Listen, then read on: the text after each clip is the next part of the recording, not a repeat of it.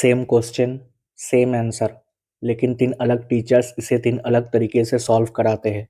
और प्रॉब्लम ये नहीं है कि कौन सा टीचर गलत है, प्रॉब्लम ये है कि स्टूडेंट्स बिना सोचे एक स्टाइल को कॉपी कर लेता है और एग्जाम में यहीं पे गलती होती है। जय हिंद दोस्तों, वेलकम टू मैथ्स बाय कॉम्पिनिक एसएससी। आपने भी नोटिस किया होगा, एक टीचर बोलता है बेसिक ही सब कुछ है, कोई और बोलता है शॉर्टकट से ही सिलेक्शन होता है, एक और टीचर बोलता है लॉजिक समझो। स्टूडेंट इसमें कंफ्यूज हो जाता है, सर कौन सा सही है। सच ये है, तीनों सही है, पर हर स्टूडेंट के लिए नहीं। देखो, 90% स्टूडेंट्स फेल इसलिए नहीं होते कि उन्हें मैथ्स आती नहीं है, वो फेल इसलिए होते हैं क्योंकि वो एग्जाम हॉल में गलत मेथड यूज कर रहे हैं। ये सवाल देखो, स्क्रीन पॉज करके पहले खुद से करने की कोशिश करो। देखा है ना इस तरह के सवाल हजारों बार। अब हम इसी सवाल को अलग अलग अप्रोच से करने वाले हैं। The price of sugar is increased by 25%. By what percentage should a family reduce its consumption so that the expenditure remains the same? Option सारे गलत है इस क्वेश्चन के।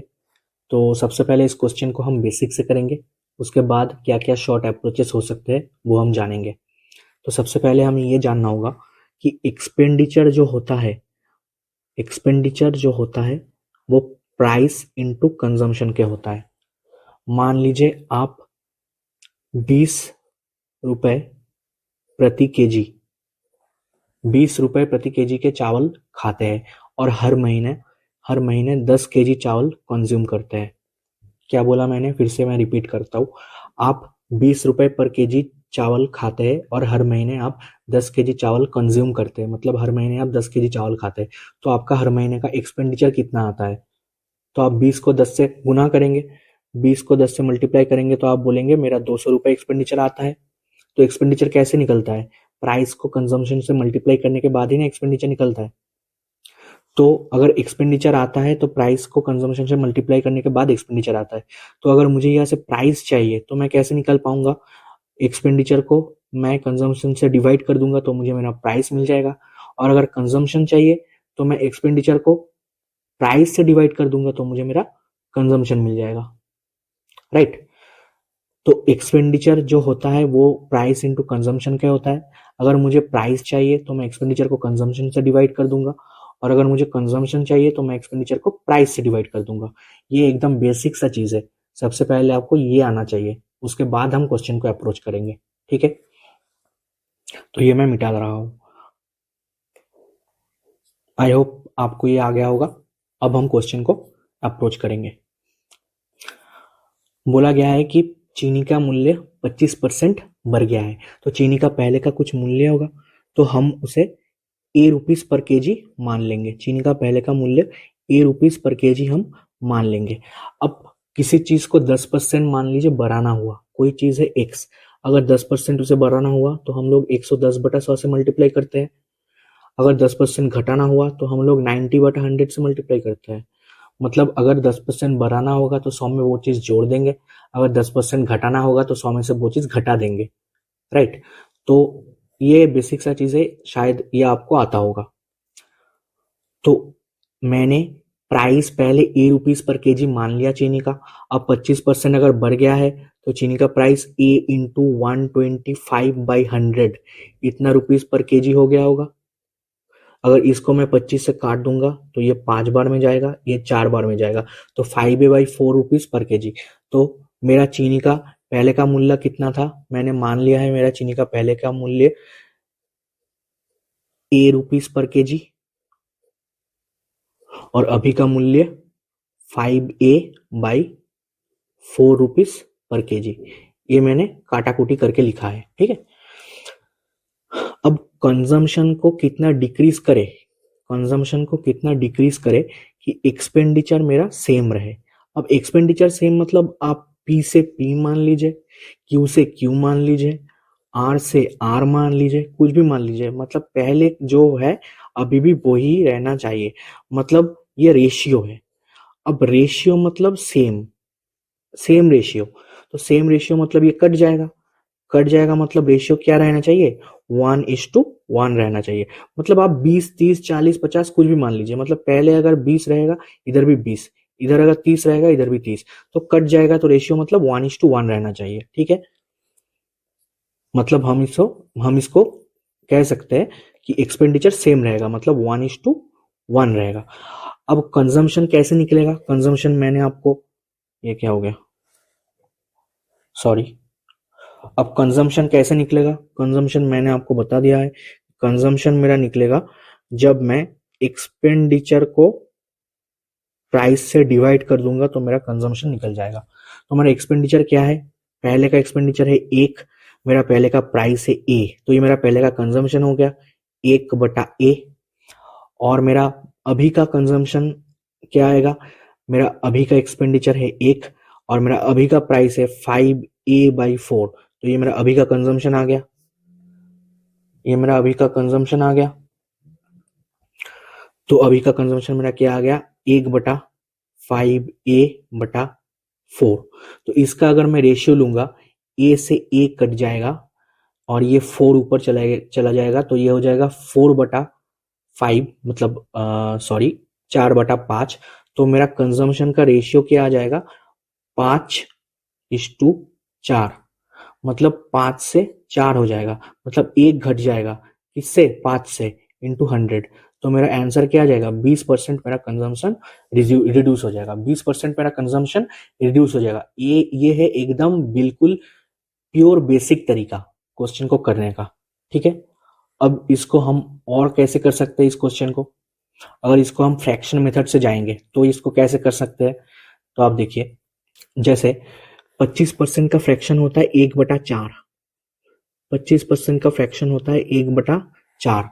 तो प्राइस चीनी का 4 से 5 हो गया, क्योंकि 4 का 25% 1 होता है। आप इसे कर सकते हैं, आप करके देख सकते हैं। 4 का 25% 1 होता है। अगर मैं मान लूं चीनी का पहले का प्राइस तो 25%, मतलब 1 बढ़ गया, तो 4 से 5 हो गया। अब कंजम्पशन क्या हो कि एक्सपेंडिचर मेरा सेम रहे, एक्सपेंडिचर मेरा सेम रहे, मतलब 1:1 रहे। तो कंजम्पशन क्या हो जाएगा?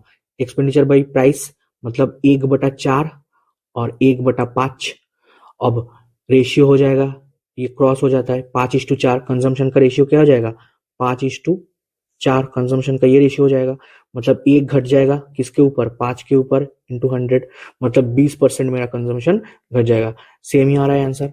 ठीक है, लेकिन ये भी लॉन्ग प्रोसेस है, इसमें भी मैंने ये स्टेप ज्यादा किया है। हमें ये भी नहीं करना है, हमें डायरेक्ट याद रखना है, अगर एक्सपेंडिचर सेम है, एक्सपेंडिचर कांस्टेंट है, तो प्राइस का रेशियो का उल्टा होगा कंजम्पशन का रेशियो। तो कंसेप्ट है ए इंटू बी अगर कांस्टेंट है, ए इंटू बी अगर कांस्टेंट है तो ए इज इनवर्सली प्रोपोर्शनल होगा बी के। ए इनवर्सली प्रोपोर्शनल होगा बी के, मतलब ए अगर बढ़ेगा तो बी उसी रेशियो से घटेगा, ए अगर घटेगा तो बी उसी रेशियो से बढ़ेगा। मतलब अगर दोनों चीज का प्रोडक्ट, जैसे एक्सपेंडिचर इज इक्वल टू यहाँ पे प्राइस इंटू कंजम्पशन, मतलब दोनों चीज का प्रोडक्ट अगर कांस्टेंट है, जैसे एक्सपेंडिचर यहाँ पे कांस्टेंट है, दोनों चीज का प्रोडक्ट अगर कांस्टेंट है तो एक चीज अगर बढ़ेगा सेम चीज उसी रेशियो से घटेगा।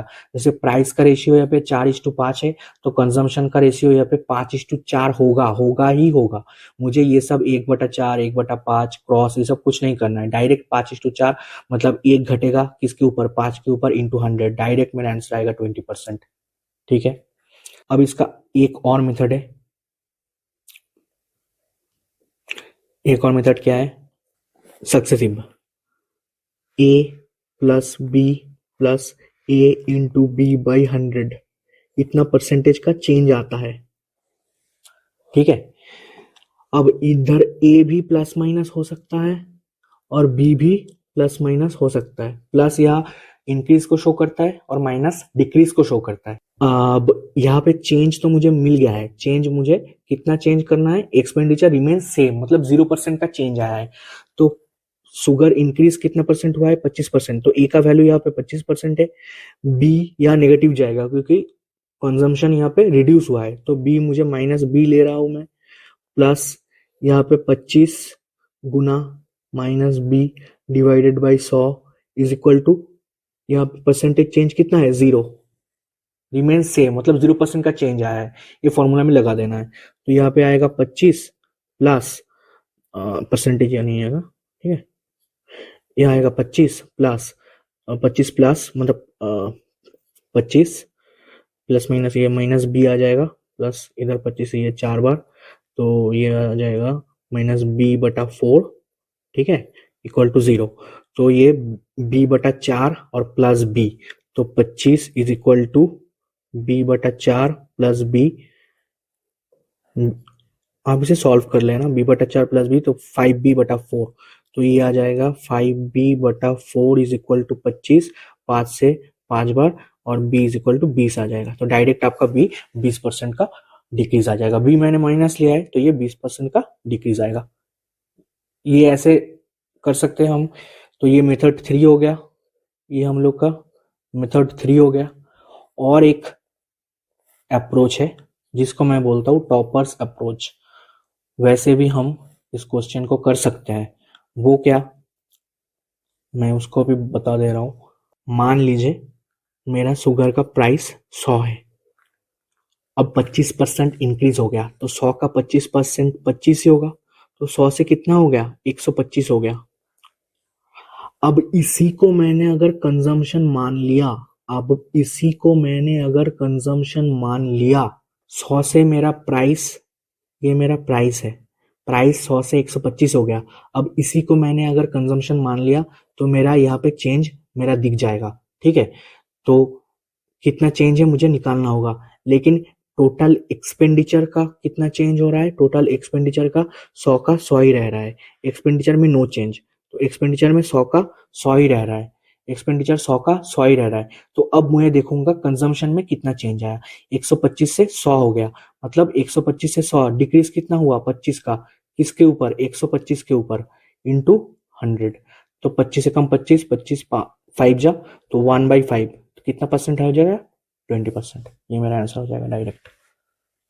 समझ में आया। तो ये कुछ अप्रोचेस है। तो इन 4 तरीके से हम इस क्वेश्चन को कर सकते हैं। अब सवाल ये नहीं है कि कौन सा टीचर और उनके मेथड्स बेस्ट है, रियल सवाल ये है आप कौन सा स्टूडेंट हो। अगर आप बिगिनर हो और सिर्फ शॉर्टकट कॉपी कर रहे हो, आप खुद को नुकसान पहुंचा रहे हो। और अगर आप सिर्फ कॉन्सेप्ट पे अटके हो और एग्जाम स्ट्रेटेजी इग्नोर कर रहे हो, आप मार्क्स छोड़ रहे हो। आपको आने सारे तरीके चाहिए, पर हम एग्जाम में यूज़ वही करेंगे जो उस पर्टिकुलर क्वेश्चन के लिए सही होगा। शायद किसी और क्वेश्चन के लिए वो तरीका सही ना हो। गोल्डन रूल ये है, आपको सिचुएशन के हिसाब से अप्रोच चूज करना होगा। अगर आप चाहते हो कि हर क्वेश्चन में आप ये खुद से डिसाइड कर पाओ, तो ये सिर्फ एक वीडियो से पॉसिबल नहीं है। इसलिए मैं ला रहा हूँ मैथ्स का पूरा एक सीरीज, जिसमें मैं आपको ये सिखाने वाला हूँ, जहाँ कॉन्सेप्ट्स भी होंगे और क्वेश्चंस भी। जल्द ही मैं इसके बारे में अनाउंस करूँगा। अगर आपको मैथ्स के हर क्वेश्चन में ऐसे ही क्लैरिटी चाहिए तो ये सीरीज ज्वाइन करना ना भूलें। 2 फेब से मैं ये सीरीज स्टार्ट करने वाला हूँ। अपडेट्स के लिए टेलीग्राम चैनल ज्वाइन कर ले, डिस्क्रिप्शन में लिंक है। मिलते हैं नेक्स्ट वीडियो में। Thank you.